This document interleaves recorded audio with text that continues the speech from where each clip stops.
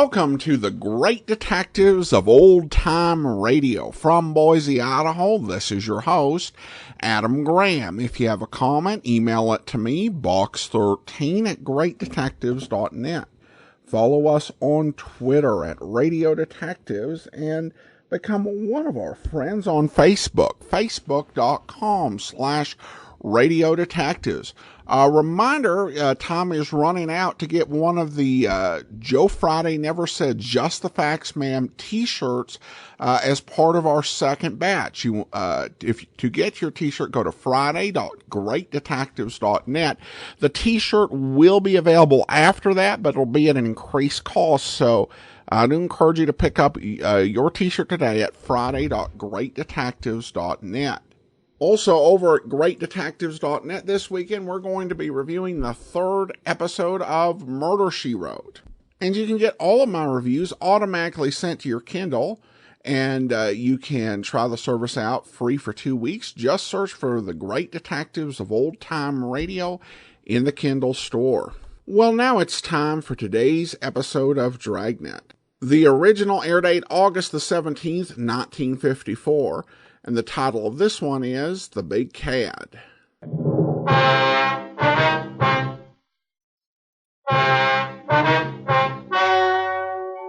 Ladies and gentlemen, the story you are about to hear is true. The names have been changed to protect the innocent.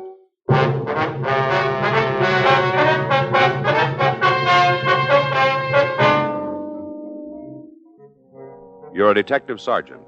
You're assigned to robbery detail. A wholesale drug company has been held up. $4,000 in narcotics has been taken. Your job? Find it.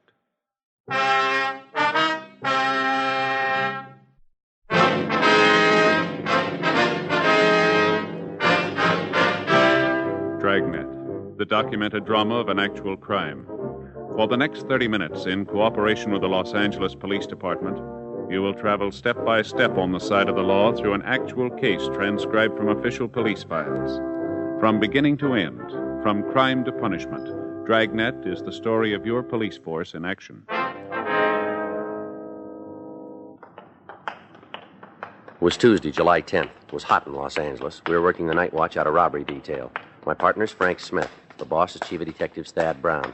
My name's Friday. We were on our way out from the office, and it was 10:51 p.m. when we got to Highland Park Division, the coffee room. Joe, Frank, over here. Hi, Luke. Hi, Roxy. Want a cup of coffee? Yeah, sounds I'll get good. it, Joe. Okay. How's it going, Luke? Pretty good, kind of hot. Yeah. Makes me wish I'd built that patio out of our place. Yeah, You got a dime and change, Joe? Yeah, wait a minute. Here you go. Thanks. That was a half, you know. Bring me some change. Don't worry. Wait a minute. You want to take one of these cups, Joe? Yeah, I got it. How about you? You want some more, Luke? No, thanks. Okay. Well, what do you got for us, Luke? I gave you the call as soon as we got it. The way it bills is that a patrolman picked him up over on Monte Vista. Uh-huh. Spotted him in a parked car. Checked on it and found the guy was pretty sick. First he thought it might be a 502, but after he got a good look, figured it was a heart attack. Mm-hmm. Fellow was out cold, couldn't tell anything. Uh-huh. They called an ambulance and took the guy over to Lincoln Heights Receiving, gave him treatment there. Checking it out, they found several puncture marks on his arm. Thought he might be a diabetic. Mm-hmm. His appearance was shock. Checked on his personal effects and came up with this. Mm-hmm. Drug vial. Mm-hmm. Let me see, Joe. Oh, yeah, here you go. The label's all cut up, but there's enough left to tell the serial numbers. It's one of the vials taken from Arnold's. Morphine. That's right. What's his name? Norman Curie. What you got on him? Not much. According to R&I, he's been picked up a couple of times for marks. Has he said anything to you? Not much. He's feeling pretty rocky. Still coming out of it. I haven't been able to get anything out of him. What'd you say about the vial? Nothing. Acts like a war prisoner. All he says is his name, gives his address. To check out? A couple of guys over there now. Mm-hmm. Figures you want a piece of it, might be able to get something out of him. Well, I don't know. No reason for us to make it if you guys didn't. Well, maybe. Might give it a try. Okay. Finished? Yeah. Here, I'll take the cups. Okay. I have the change from that half. Wait a minute, buddy. I'll give it to you on the way back. All right. All right, let's go. Okay. You want to check your gun? Yeah. You want to give us a check for these, please? Oh, yeah. Has anybody talked to Curie? Not that I know of. He hadn't made any calls. No one's been here to see him. Mm-hmm. The morphine vial, the only thing he had on him? Yeah. Turned his pockets, but it's all we could find. Fellas might do better in his room. It'll be a real break if it ends right here, won't it? That's for sure. Here you go. Number 6 is a belly gun. All right, thank you. No, that's mine. Here's yours, Frank. Okay. Here's your change. All right, thank you. Anything on the car he was in? No. The officer that picked him up went over it, but they didn't turn in anything. Is he the registered owner? Yeah, You want to talk to Curie again, huh? that's right. How long is he going to be here? We'll take him downtown in the morning. Right. I'll be out front when you're ready to leave. Okay. Right.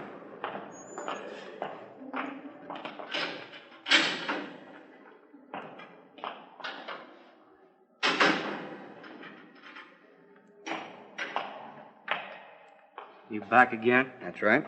Brought some help, huh? Want to ask you some questions, fella. My name's Norman Curie. I live at 9672 Farnham Street. Yeah, I've heard.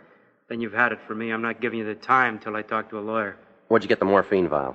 My name's Norman Curie. I live All at right, we've been through all that. 9672 Farnham Street. Look, you're in for a lot more than a narco charge. From where you sit? No matter how you see it. You got trouble, Curie. Go ahead, cop. I like stories. You're not doing yourself any good with this routine. You're not doing me any harm. I don't have to talk to you. Nothing in the book says I got to give you fresh air. Now, all of you, get off my back. You come in here and try to nail anything more than narcotics on me, the guys in the coffee room will laugh you right out of the station. Once around, I'll give it to you again. My name's Norman Curie, and I live at 9672 Farnham Street, and that's it. You're giving us no more. You've had it. All right, let's go. How long are you going to hold me here?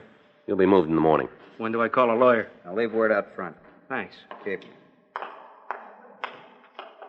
Jim, want to unlock it? You guys understand, huh? What? Hope you ain't sorry about what I said, just that there isn't anything I can give you. Yeah, sure. Just that nobody likes to be shoved around. Gets to the point where everybody's on your back. A guy don't like it. Yeah. Might not look like it, fella, but I ain't trying to be a big man. Well, I wouldn't worry about it. Huh? You're not.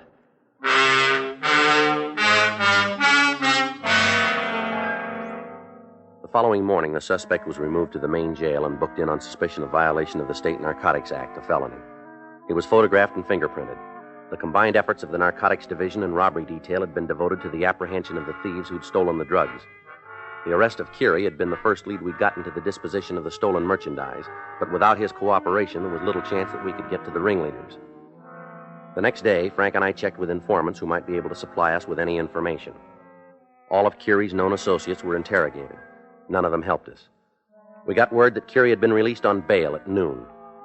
Narcotics Division had assigned officers to follow him, and all of his actions were being observed. Everyone he met was being checked on. 5:10 p.m., Wednesday afternoon.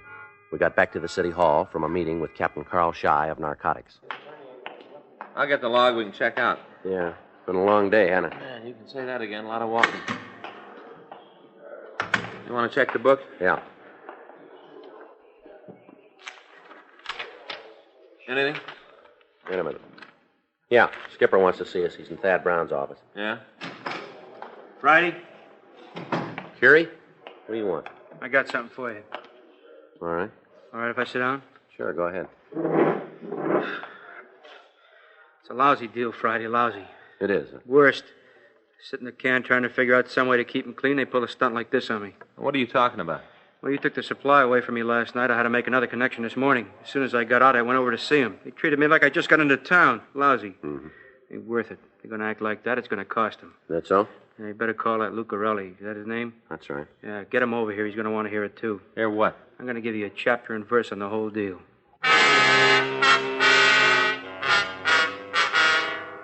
Frank put in a call to Narcotics Division and asked Sergeant Roxy Lucarelli to come over to the office. It took him less than 5 minutes to get there.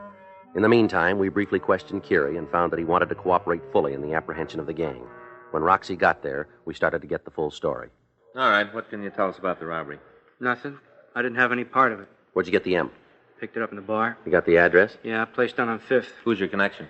Guy named Corbett. Got a first name for him? Olin. How's that go? O-L-A-N? Yeah, I guess so. When'd you make the buy? Yesterday afternoon? The whole vial? Yeah. Did you scratch out the label? No, it was that way when I got it. Did you know the stuff was stolen? I put it down that I didn't ask for an original bill of sale. What about this Corbett? What do you know about him? Been hanging around the place a long time. I see him there all the time. Ever been in trouble? You mean with the cops? Yeah. I don't know. I guess he'd been picked up a couple of times for possession. You ever done any time? A couple of months in the county jail. Probation?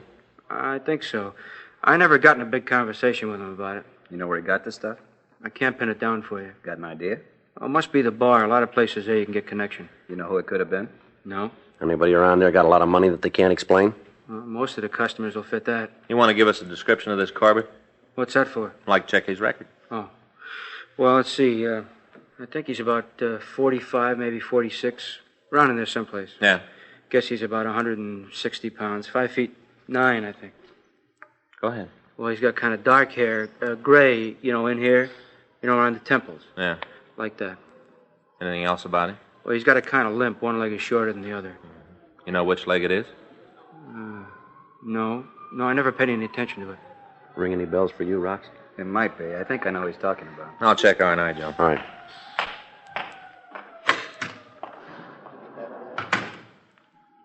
How about it, Curie? You know if any more of the stuff has been passed? Well, I can't say for sure. This is the first bunch of it I bought. Guess there's some more of it that's been pushed. Well, it sure jolted me. I'm not used to that drugstore stuff. You know anybody that's bought? No? How come the stuff you got wasn't cut? I don't know. I guess somebody goofed. Sure made me sick. What happened when you went back there today? Well, I walked into the place. I figured to get something up. You'd have thought I was a cop. All right. There wasn't anybody in the place that had anything to do with me. Was Corbett there? You mean this morning? Yeah. No, but at least I didn't see him.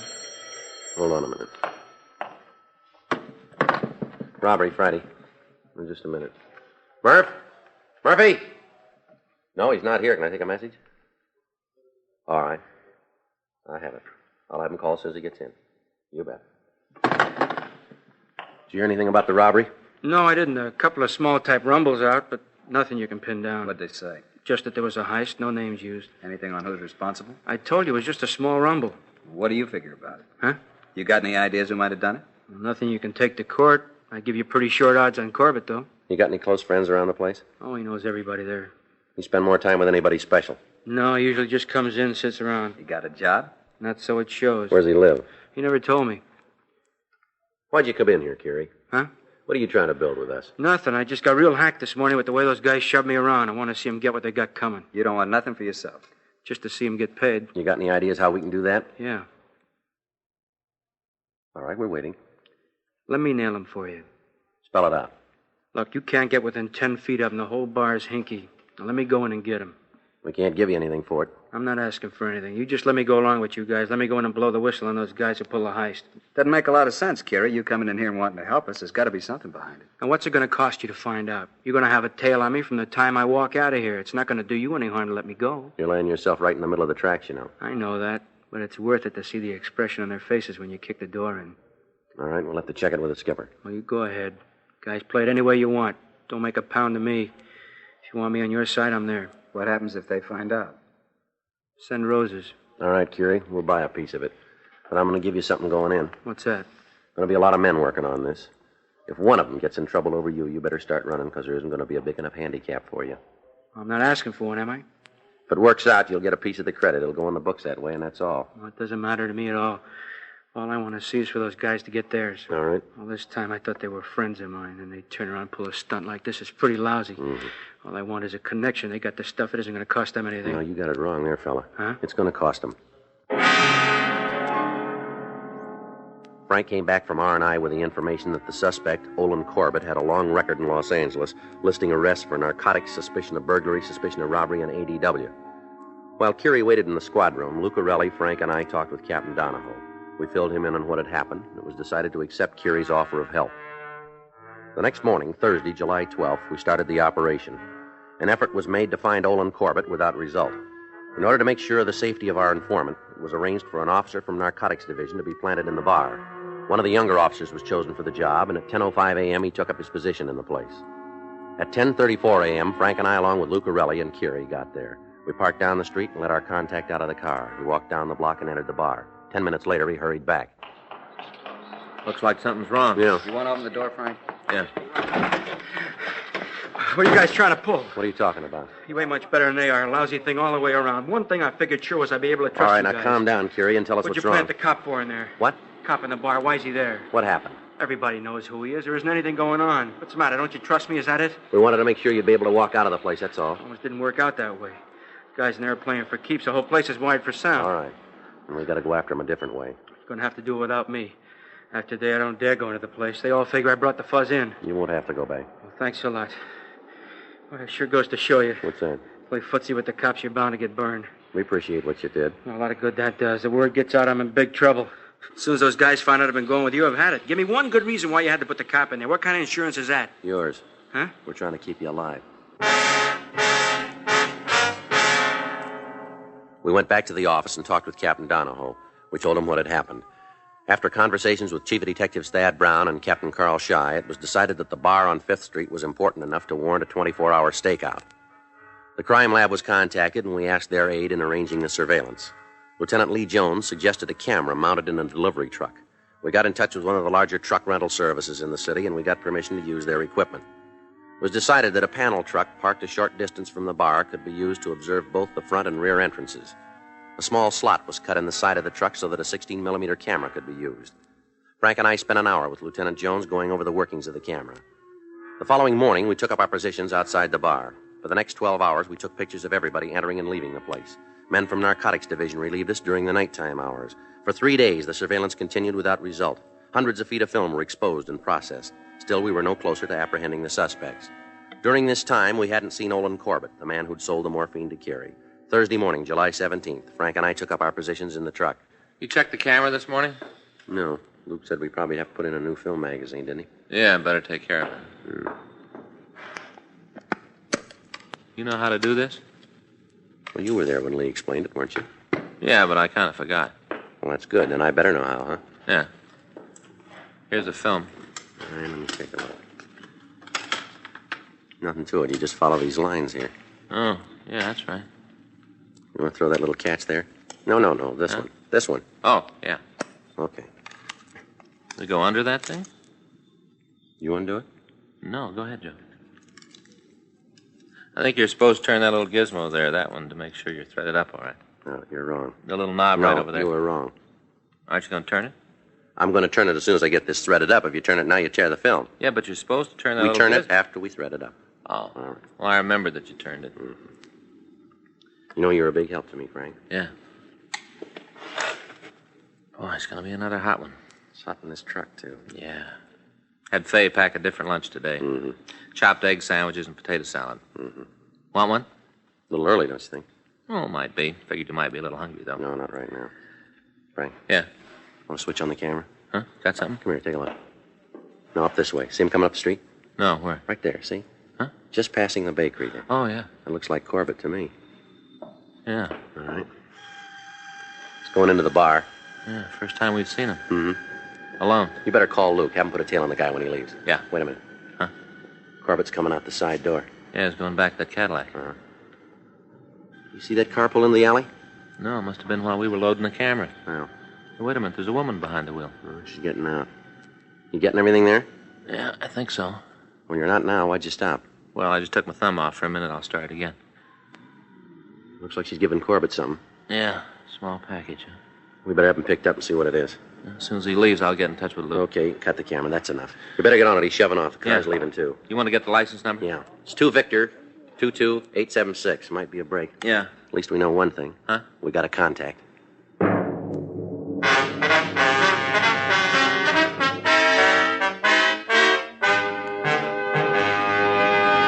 You are listening to Dragnet, the authentic story of your police force in action.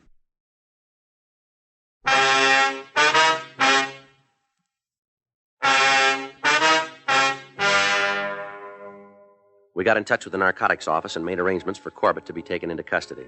The arrest itself was made in such a way as to appear routine. A check of DMV gave us the name of the owner of the black Cadillac that we'd seen behind the bar. The car was registered to a Mrs. Beulah Pringle, 5742 Los Feliz Boulevard, legal the same. We ran the name through R&I, but we found no criminal record for her. The pictures we'd taken were processed and shown to the witnesses of the warehouse robbery. 2 of them positively identified Corbett as the lookout man on the job. Frank and I, along with Roxy Lucarelli, talked to him at the main jail, but he refused to give us any information regarding the holdup. He was booked on charges of robbery. For the next week, a constant surveillance was kept on the Pringle woman. All of the people she came into contact with were checked on. We made several attempts to search her home, but there was always somebody there. On Tuesday, July 24th, a week after we'd first observed her, she was seen at the bar again. This time, she passed a small package to one of the regulars of the place. He was taken into custody and found to have had a large quantity of pure morphine in his possession, but he refused to say where he'd gotten it. Without finding the cache of narcotics, there was little reason to take the woman into custody. On Wednesday, July 25th, we got word that she left her home. Frank and I drove out there and succeeded in making a complete search of the place, but we found nothing. A check of her car turned up none of the stolen narcotics. The surveillance continued. Another week passed. Wednesday, August 1st, she again made a meet and turned over a package of narcotics which we believed to have been taken in the robbery. After talking to the man we'd picked up, Frank and I met in the squad room. He isn't going to give us anything. No. Well, we'll talk to the DA's office in the morning, see what we can do.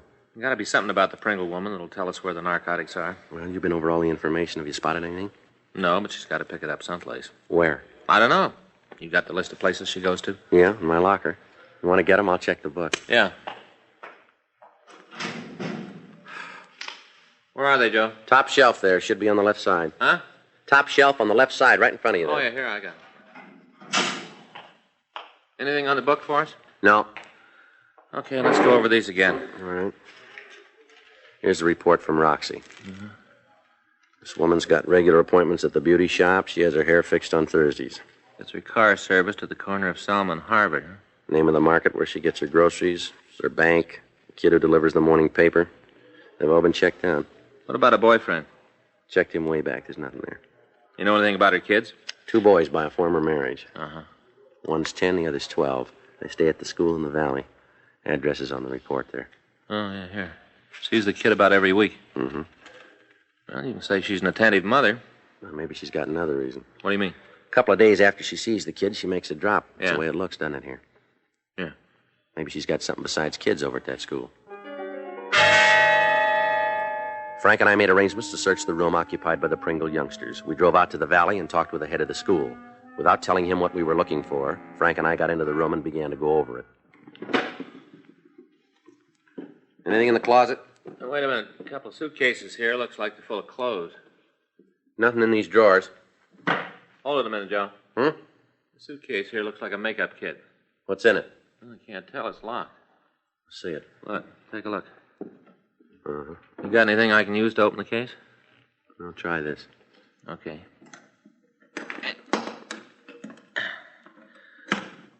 Well, that does it. Yeah. Huh, take a look. Mm-hmm. Want to take it back to town? Better and have the serial numbers checked. Not much doubt, huh?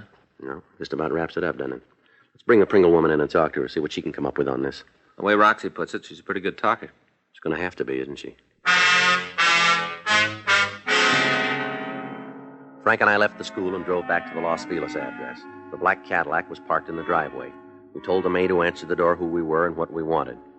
She showed us into the library of the house and asked us to wait while she went to get Mrs. Pringle. It's quite a pad, huh, Joe? Yeah, it's pretty big. Faye's been after me to get one of these. What's that? See? One of these three-dimensional viewers. You know, got little pictures in them. Faye says they're great for the kids. Yeah. Got all kind of pictures. Yosemite, Yellowstone. Pretty interesting. All in 3D, too. Gentlemen, something you want to see me about? We're police officers, Miss Pringle. Frank Smith. My name's Friday. Yes, I know. What was it you wanted to see me about? You know a man named Olin Corbett? Corbett? No, I don't think so. How about Peter Ulrich? Nothing there either. You mind telling me what this is all about? Well, I think you know as well as we do, don't you? This is some kind of a joke. I'm afraid I can't go along with it. No, ma'am, it's no joke. You're trying to say something. Why not stop going in circles and come right to the point? All right, you're under arrest, Miss Pringle. For what? Robbery and narcotics. Would you like to sit down? No, thanks. No. Anything I can get for you? Drink, maybe? No. You must have some kind of evidence to make a charge like this. We have. You mind telling me what it is? We've got motion pictures of you meeting the men that I mentioned. Pictures of you passing the narcotics to them. We checked your children's school. We found that makeup kit. Not much doubt, then, is there? No, ma'am. Nothing I can do? No. Get your coat. I guess so. Miss Pringle. What? This house and the car. You mind telling me why you went into a thing like this? I guess it'd sound pretty silly to you. Right now, it's pretty wild to me. We'll listen if you want to tell us. I divorced my husband several years ago, Mr. Smith. I got a good settlement, a lot of alimony. Gave me just about everything I wanted. Maybe it gave me too much. I didn't have anything to look forward to, nothing to act as a sort of challenge. You understand? I guess so. I met a man, nice enough guy. One thing led to another, and he suggested the robbery. It sounded like something to do, something so I wouldn't be bored anymore. That's why we did it. It wasn't the money with me. I guess it was with him. You want to give us the name? Yeah. Might as well. It's all finished now anyway. All right. Want to get that coat now? Yeah. How long will they send me to prison for? Well, we wouldn't know. That's up to the judge. I hear the places are a lot better than they used to be. Lots of things to do. Jobs so you can keep your mind occupied. That's right. And you can be sure of one thing. What's that? You won't be bored.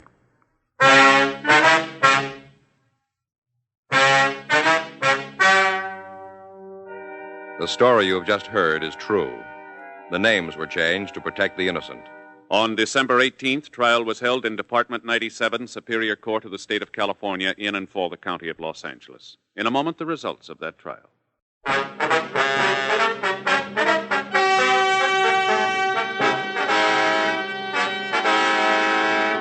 Norman Gerald Keary was tried and convicted of violation of the State Narcotic Act, a felony, 1 count. Olin Lambert Corbett, Beulah Valerie Pringle, and Peter Larson Ulrich were tried and found guilty of robbery in the first degree and violation of the State Narcotics Act, a felony. Robbery in the first degree is punishable by imprisonment in the state penitentiary for a period of not less than 5 years. Violation of the State Narcotic Act, a felony, is punishable by imprisonment for a period of from 5 years to life in the state penitentiary.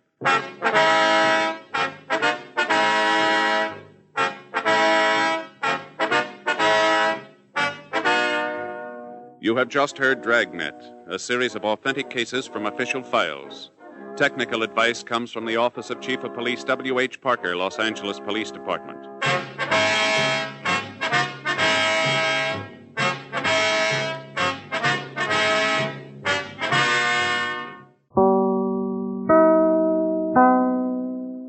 Welcome back. Well, committing a felony just because you're bored is never a good idea.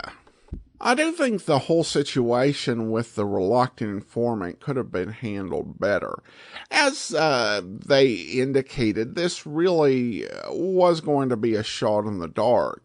But I think putting in an undercover police officer without letting him know what was going on was going to pose a problem. I mean, the pushers may have realized that there was something going wrong just because of his reaction to the police officer who was there and not the officer themselves. So maybe a little bit missed opportunity there to set his expectations and, advise what plan they were considering. At any rate, we turn now to listener comments and feedback, and over on Facebook, Bill comments on the Big Red Parts 1 and 2, the start of our week celebrating Dragnet's 70th anniversary.